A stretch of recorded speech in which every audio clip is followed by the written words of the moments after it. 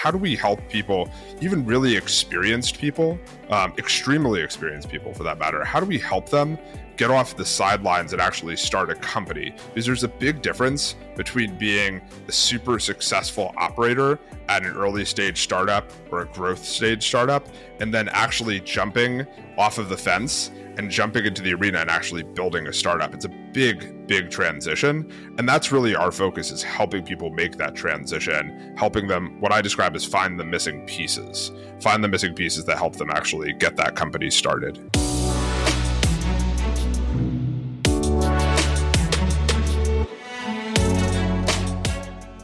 Welcome to Entrepreneur's Handbook Podcast, where we share inspiring startup stories with practical takeaways for you, the listener.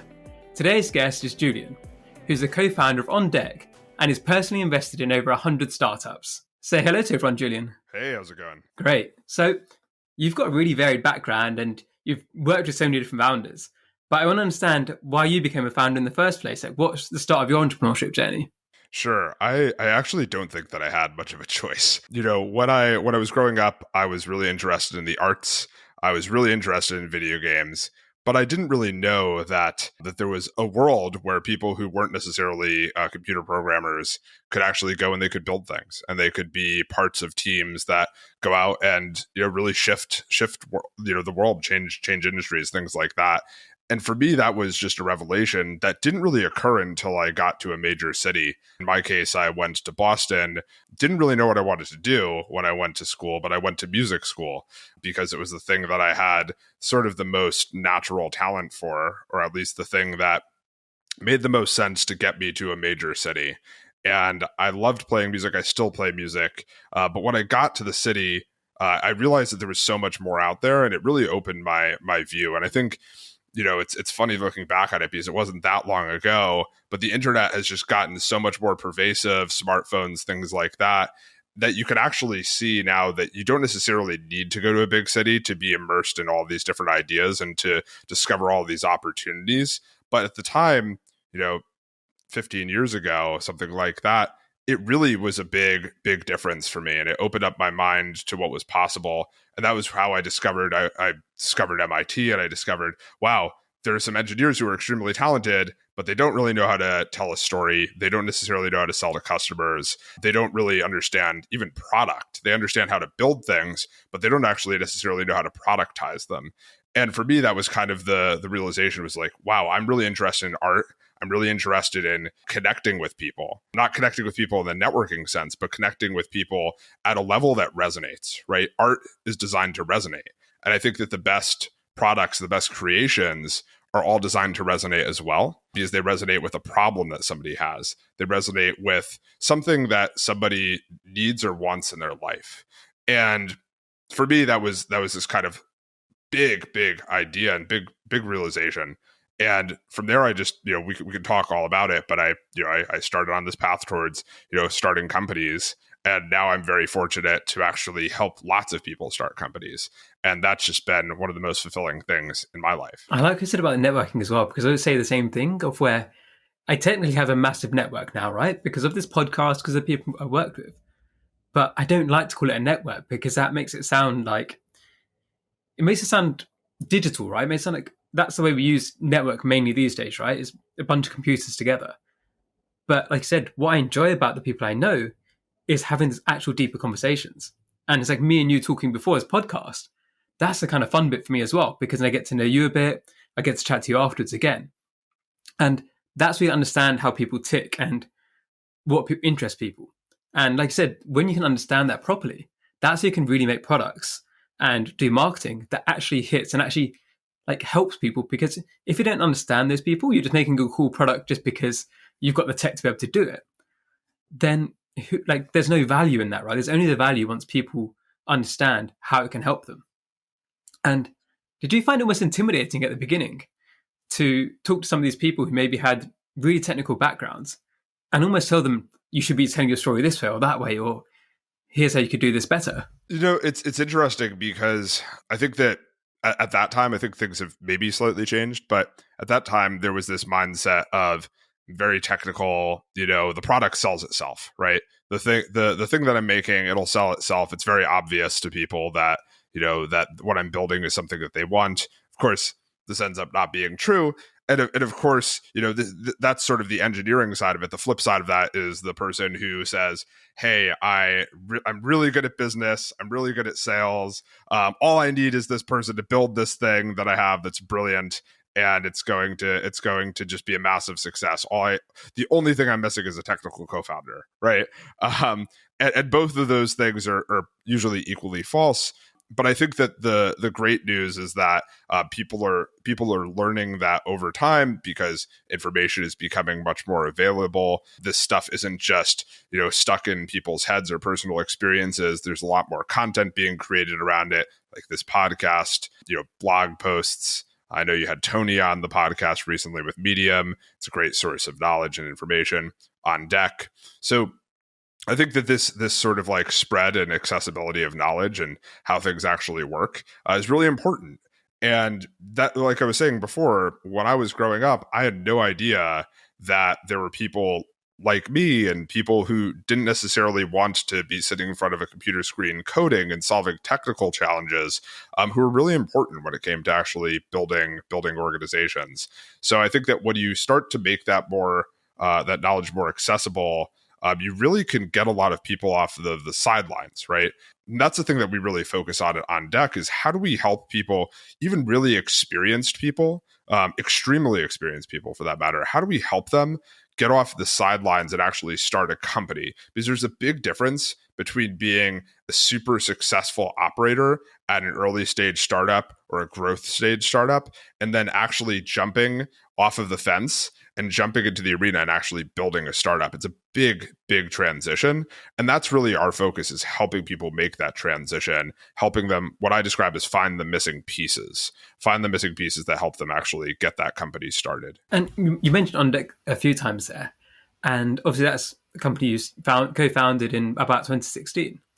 How did that come about? Because there's quite a few of you that came together to build that initially. Can you tell me that story of how OnDeck was founded? OnDeck is a really interesting company. And the way I like to describe it is almost like there was this insight developed in a lab, and then eventually it became something where we took something that was just a laboratory discovery, and we said, okay, we should actually go out there and package this and make this into something that people could actually benefit from, right? If it just stays in a lab and it doesn't actually get brought out to the public, then it's sort of this really big loss, right, for the world. And when I talk about the laboratory, I'm talking about my co-founder, Eric. He started doing on-deck dinners when he had left his previous company that he was an early employee at. And these dinners and happy hours were really loosely organized around an important insight, which was when people are trying to figure out what it is that they want to do next, it's so important to have a small community of other people to sort of have as co-conspirators. What I mean by this is, if you're kind of doing that transition on your own, where you're evaluating, should I leave this job that maybe it's paying me well, maybe I have a lot of friends that currently work there and I don't want to necessarily leave them, but I also have this itch to go and start a company. I feel like now might be the time for me to start a company.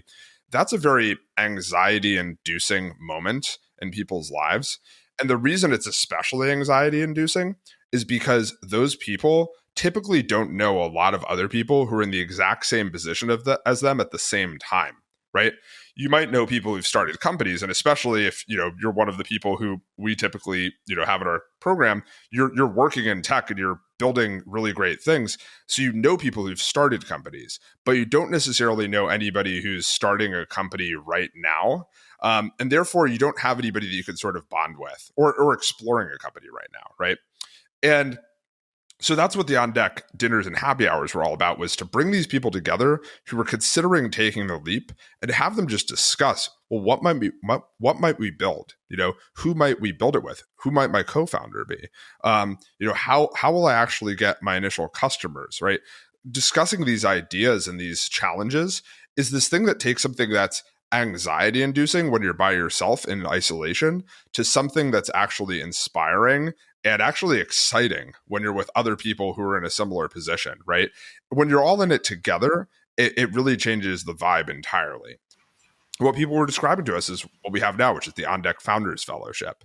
And it's been really incredible to see that sort of product emerge, but to see that pull. We worked on this, Eric was working on it even longer than us, but David and I were working on this for probably about a year and a half before we actually decided, okay, we've gotten so much of a pull, we need to turn this into a thing. And we eventually launched the On Deck Founders Fellowship, which is now in its 15th cohort. It's been incredible to see. 800 companies or so have gotten started. They've raised about $1 billion so far. And we've really changed a lot of the conventional wisdom, I think, around how startups are started, who they're started with, what your co-founder might look like, that sort of thing. You obviously done a lot of different roles for OnDuck as well. Could you walk us through that and how your role has evolved over time? Because as you said, you started off hosting some of these dinners. Then I know you've been like head of recruitment. You've been head of like all these other different like bits of the puzzle. And how's that experience been for you as well? There's really like a couple types of roles that a co-founder could play at a company. There's obviously the person who's like the co-founder and CEO, right? It's a very common role. There's sometimes like a co-founder CTO. On Deck didn't have a co-founder CTO predominantly because we weren't really software based to start.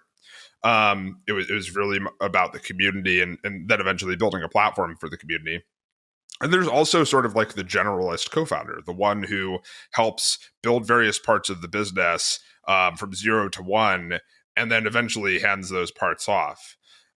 So in my case, that's sort of the role that I've played where, I was our first head of product. I worked on a couple of different products for On Deck, but the one that's lasted is the one that's the On Deck directory, which is kind of our digital sort of overlay for the entire On Deck ecosystem. Has all of our program recordings, has all of our ways for people to find co-founders, to find resources, that sort of thing. From there, I moved on to building out our admissions team, because we're essentially in a lot of ways we're kind of like this institute, this university. We don't really talk about it like that anymore, but we do have this process where people apply to be a part of the program, right? And we need to have a really sophisticated infrastructure around how do we actually make sure that we treat these people well, that we screen their applications, quickly and efficiently, that we make sure that we talk to the right people and actually answer their questions as they're considering what they want to do next in their career. So built that out, and then eventually handed that off to somebody who's just way more talented than I am. I think that's going to be a consistent thread for me, at least, is try to sort of 0 to 1 something, but then actually handing it off to somebody who's far better than me, and hire somebody who I would be thrilled to have replace me. I then did recruiting, built out some media stuff at On Deck, and now what I'm doing is really the thing that I think I'm actually best at, which is helping founders with primarily two things. Early on, sort of developing a narrative and a story around what it is they're building and why they're building it, and then also helping them figure out how to actually finance the business, because a lot of these businesses, almost all of them, 99% are not going to take a bootstrapped route. They are going to go out and raise venture capital.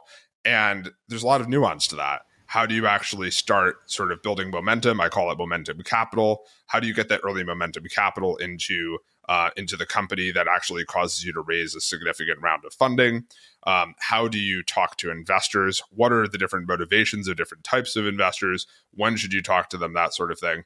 And the other thing that I work on outside of working directly with our founders is bridging the gap between On Deck founders and our incredible angel communities, bringing those two communities together, and then helping the angels learn how to get started and to increase their angel investing activity. And then of course we have so many incredible companies, as you said, they've raised over $1 billion, helping them actually go out and raise from these angels and get that early momentum capital going. I want to come back to momentum capital in a moment, but the difference between the different roles there, how did you make those decisions about which areas you were going to go into? Or how did the team make that? Like, how did you think, okay, yeah, next thing I'm going to do is head of recruiting? Was it just based on need? Did you have any inkling, oh, okay, I think I'm be interested in that? Or what was behind those decisions? Sure. Well, the first one was pretty obvious. So the product role, two things happened. One is, and it's funny to look back at, but at the time We didn't think that that on deck sort of like the founder fellowship, the actual like community part of it was investors were telling us this wasn't a venture scale business. We disagree, obviously, but and I think that we're proving that it is. But there was something that people were just like, this isn't it. So like maybe this is like the thing that actually causes you to build like a software layer on top of it that ends up becoming the venture scale business. It's funny now how important everybody knows that community is to Yeah. businesses. So it's kind of a common theme amongst many founders now. It's like, how do you create a community? And lots of people are playing catch up now, whereas you had the idea years ago, and then now people are realizing the value of it. And most people didn't get it. Funny thing was that that a lot of our earliest investors were actually members of the community. They went through ODF 1 and they said, this is just such an incredible experience. I remember them coming over to us at different ODF 1 events, On Deck Founder Fellowship events, and saying, hey, I really, really love this. Is there any chance that I could invest in On Deck? One thing that's interesting there as well is just how, in a way, because what On Deck is doing and how it's teaching things, it's also putting into practice this weird meta side of things, right? Of you're teaching people how to become better founders, how to raise funding, but you're also doing that as a business yourself at the same time. And where did the idea of momentum capital come from? Is that something which you discovered while working with other founders, or something which you found for your own businesses? Yeah. So I think that, it's one of those things where I always say that advice is worth what you pay for it, and nobody's paying me directly for my advice specifically. So it's free, and therefore it's maybe not that valuable. But what I will say is, early on at On Deck, I feel like I didn't have a whole lot in the way of offering founders in terms of like actual advice or strategic guidance around really anything at all.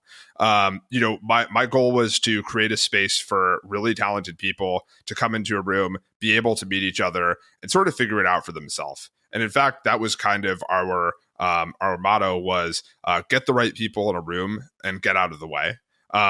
Because a lot of things could be over-engineered, and it's way better to actually just make sure you create a great experience, and then sort of by curating a great group and then not trying to over-engineer it. As time has gone on, I've invested in a lot of companies over the last 4 or 5 years, and through that I've learned quite a lot, and also through building On Deck, and as we've discussed, going 0 to 1 on a bunch of different functions within the company. So for me, it really has been learning all of those things, working with all of these companies, and then being able to take that and then be able to give guidance to founders, because I've seen so many of the things that are coming up in conversations now play out many times before. And it's one of those, and I could give you some pretty specific examples. Like for instance, I was just talking to a founder yesterday about the nuances of AngelList syndicates and what actually an AngelList syndicate is, how it works, why somebody who says that they want to invest 200K via an AngelList syndicate in your company might not actually end up investing 200K. They might come back to you and say, actually, we're only doing 47K. I don't have to talk necessarily about why this is right now, but there's a reason that I know about that it would be a blind spot for a founder, because a founder is having to do this a handful of times in their career. But I've helped, hundreds of founders do this dozens of times, over the last few years. So I have this knowledge around this stage of company. I won't be able to help you at your Series B, and I'm totally fine with that.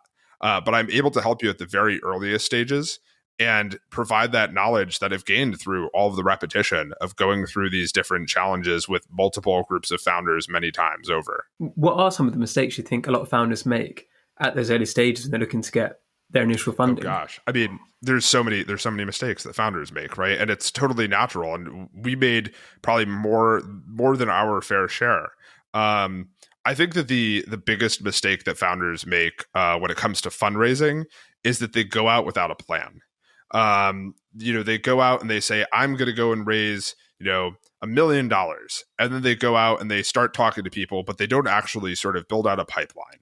They don't build out a process. I'm actually not a process-oriented person, so it pains me to say how important process is, but it really is. And I think that, if you are not a process-oriented person, you really need to check yourself and make sure that you acknowledge that and essentially overcompensate for it.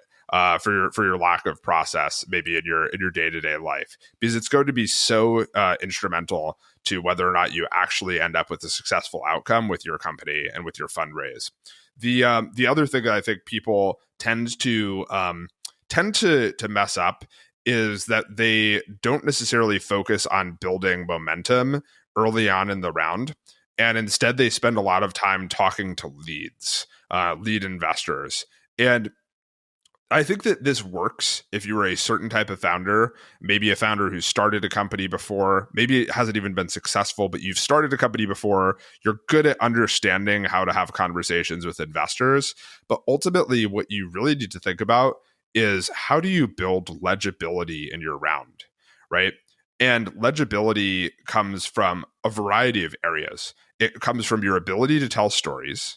It comes from your ability to bring on other investors who actually help create signal in the round.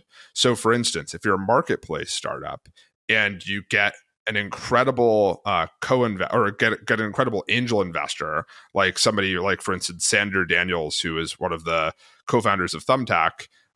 He's a small LP in my fund, and he's just such an incredibly talented marketplace investor, right? If you get somebody like that on board, well, that tells other potential investors quite a lot about the round, right? Because like, oh, it's been vetted by somebody who knows marketplaces, and this is a marketplace business, right?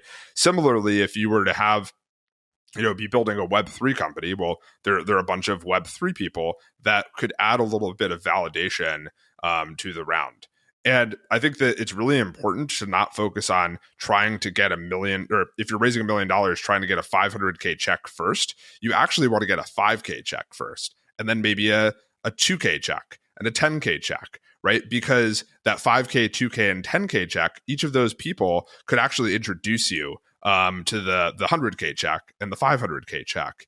But everybody's so focused on like the big dollar amount early on that it's actually much better to get people who might have smaller check sizes, but could help you create legibility in your round. And that's what I describe as momentum capital, is this sort of like building momentum around the idea of, okay, we've got great people who are joining. We've got like the narrative is getting better and better as we have conversations with angels. And then you have 10, 15 angels, and now you're starting to talk to lead funds, and they're like, oh, wow, these are some founders of unicorns. These are founders who understand the space that they're building this in. They were able to convince these types of founders to invest in their company.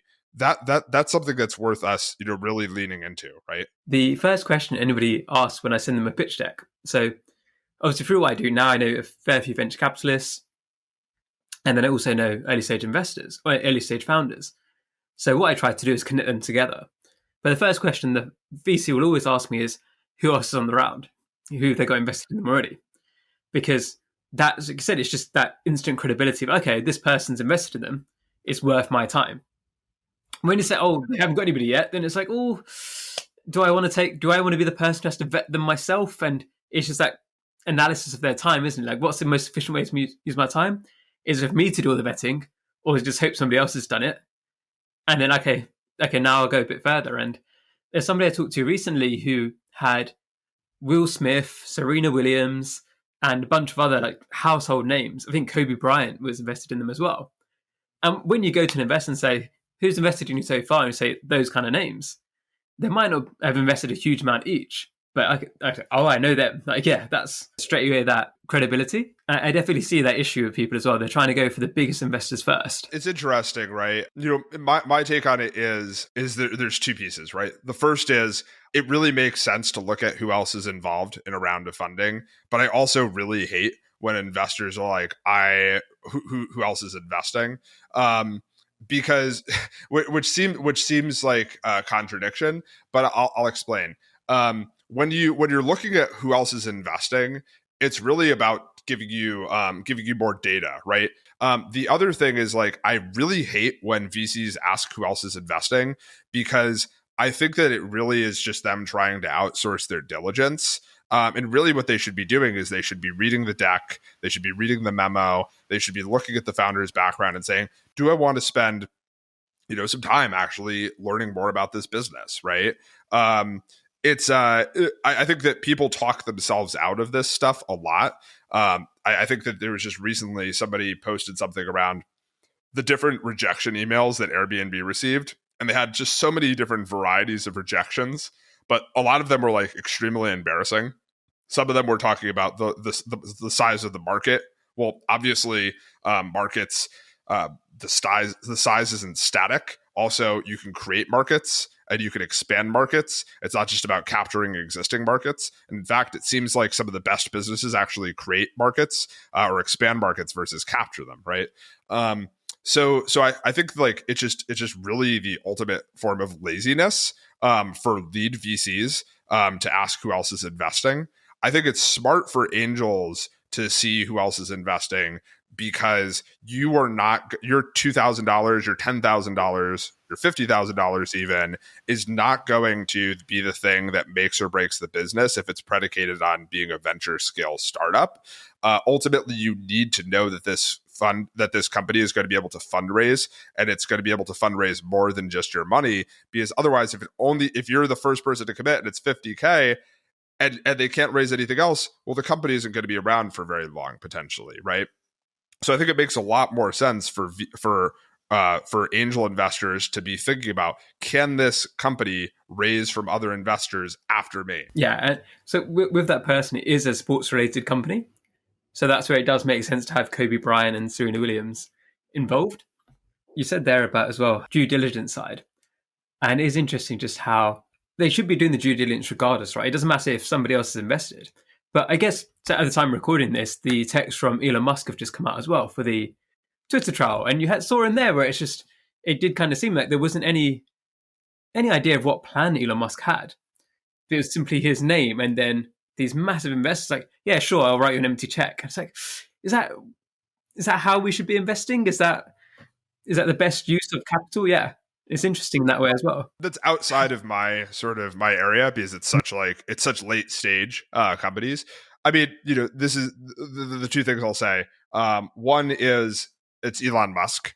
This is a very different type of founder, sort of builder. It's a once in a lifetime sort of founder type persona. And then secondly, the people who are maybe people are just thinking of this as YOLOing into this. These are people who've known him for a really long time. And also they are people who have very different fund strategies than early stage funds, right? If you're going to cut a 250 million check into Twitter, you're not thinking about the return profile that somebody like, say, Floodgate is when it comes to being sort of a true seed and pre-seed fund. And that to me is, I don't actually find it to be all that unusual that people would be, really excited to invest in Twitter from those types of fund personas. So with your own investing, you do it in several different ways, right? Could you explain the different methods of how you do it and which scenario you use each one for? Yeah. So first off, I should say that the On Deck has a fund. It's really been incredible to watch On Deck go. We started out with a proof of concept fund that was kind of during the pandemic. It was a smaller fund, and we invested in about, I believe it was 120 companies, somewhere around there.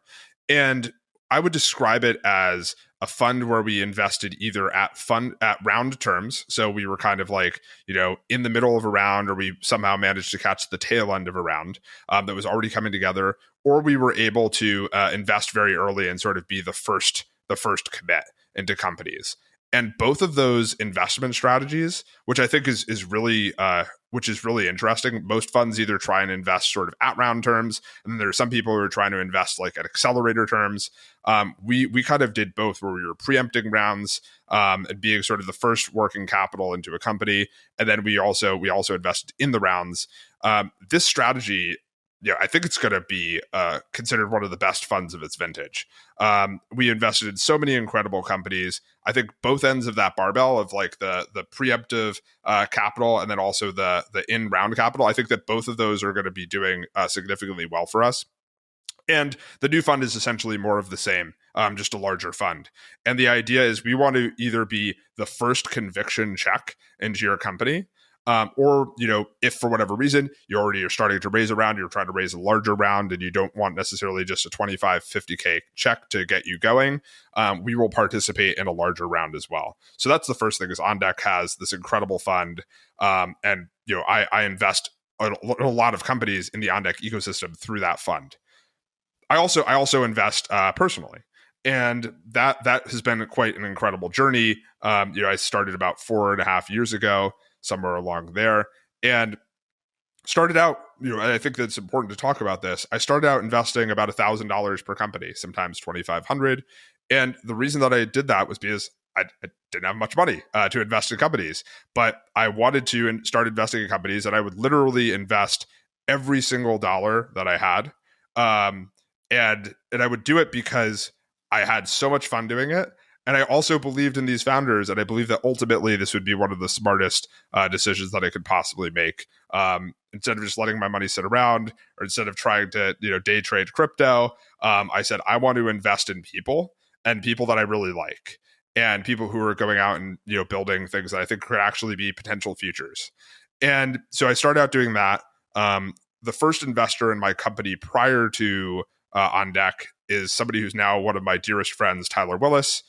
We ended up essentially co-investing a bunch together. Then we launched a syndicate together, and now we have a small fund that we invest out of as well. We do about 50 investments per year.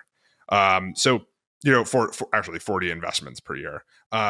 So I mean, I do a lot of that, but really my goal as part of the OnDeck community is to help people on the founder side, get that first capital, ideally from OnDeck. And then on the investor side, I want to show more people how to take a journey that's similar to mine, where you go from investing small amounts of money into friends and companies that you meet through OnDeck or elsewhere, and help them actually really build up that muscle. And I like to describe angel investing or investing out of a fund as essentially strength and conditioning. You need to do that strength and conditioning training to be able to actually get good at it. Ultimately, if you're only going to the gym once or twice a year, which is how the frequency of which a lot of people invest, you're not going to be able to develop the muscle. And therefore, it's like going out, talking to a lot of companies, learning a lot, and then investing probably at a rate that's maybe a bit uncomfortable for you. And I think that's a thing that I've learned is like I'm higher velocity than most, but I actually consider that to be one of the things that I think will prove out over time to be one of the smartest decisions that I've made in terms of my investing strategy. Have you got any favorites or people you invested in at the early stages? I know you can't maybe pick between your children, but is there any that you really stand out from the early days and you're really happy with how they progressed? There's very little correlation between the hype at the time of investment and the progress that's happening at companies. I think that people who are really good at building hype, they also have the same challenges that everybody else has when it comes to actually building a company. So I would say that that's the first thing I've noticed is that, there are a lot of people who I've invested in who haven't even had a fundraising announcement, and they've just been quietly building and growing and doing something really impressive. There are so many companies that I've invested in with OnDeck's fund, with the original proof of concept fund, that have gone on and are, they're not consumer products, right? So the average person will never have heard of them. And the work that they do is just so incredibly important. I'll just give an example because I got an investor update from this company quite recently. It's a company called Kintsugi, and what they're doing is they are helping people understand vocal biomarkers. And I'm not going to go into too much of the details around how this actually works and the implications and sort of where they are today, because I think that a bunch of that is quite sensitive. But the idea that the voice actually carries a lot of information around health is something that, I think we are only just beginning to understand just how powerful that insight is and what could be done with that to actually improve health outcomes and improve treatment for people. So Kintsugi is one of those companies where the reason I'm calling them out isn't because I'm saying that they're my favorite company. I don't have favorites, right? But the reason I'm calling them out right now is because they're moving much more quietly, and I think that they're not quiet, in their respective fields, but it's not something that the average person is going to hear about, like in their day-to-day life, right? So I think that that's the type of company that gets me really excited. One thing I think I said before we started recording is I like to describe what I do in investing, be it, on Dex Fund, my own personal fund, is voting for the future, right? And the reason I describe it as voting for the future is because I feel like that has a sufficient sort of hurdle that you need to go over in order for the company to, be something that you want to back, right? And if you're voting for the future, obviously a lot of the futures won't work out, right? Like we all know this. A lot of companies fail, but I think it's so important that people try and that these potential futures are given the opportunity to manifest. And ultimately, I think that that is a sufficiently high bar for returns. I don't describe this as impact investing or anything like that by any means. I think of this as straight up venture investing. But I think that by having that bar of is this the future or could this be the future? What might the future be like if this were to happen?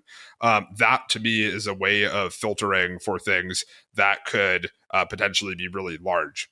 The other thing is I have sort of the hindsight of being able to see all of these people who made a lot of big mistakes by dismissing things as having too small of a market.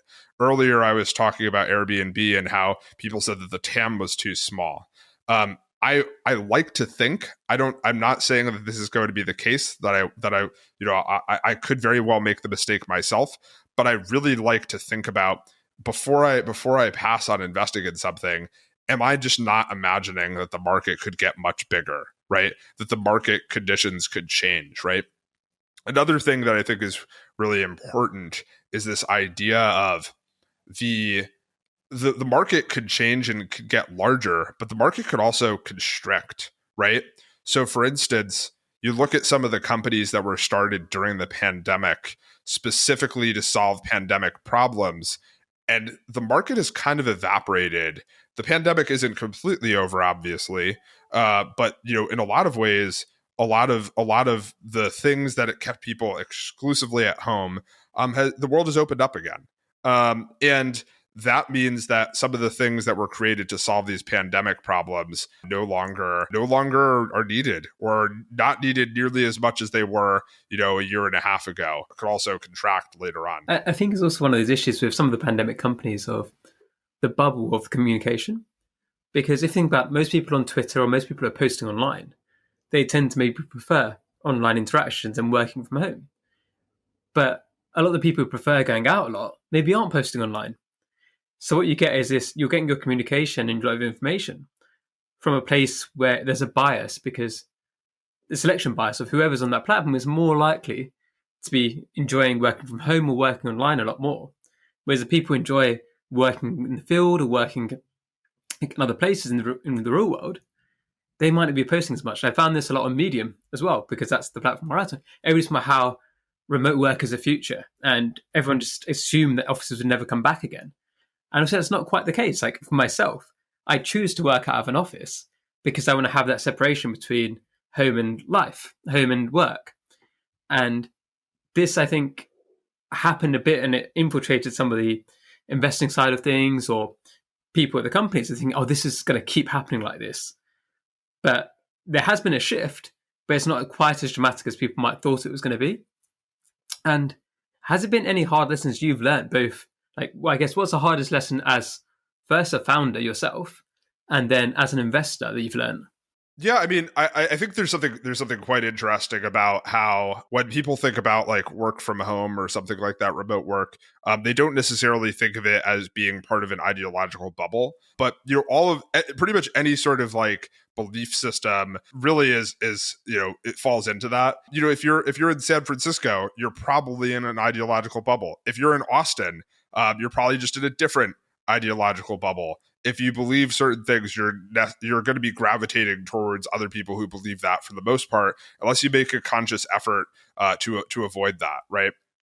So I don't know. I think that so that's the one thing is like I'm trying my best, and I think it's a little bit easier when you have sort of this global community that you're a part of to kind of break out of that like local bubble. Though you could even argue that people who are a part of sort of like the entrepreneurship ecosystem more broadly have their own bubble, right? So I think it's really important to just try and expand your awareness a little bit in terms of personal sort of challenges or things like that.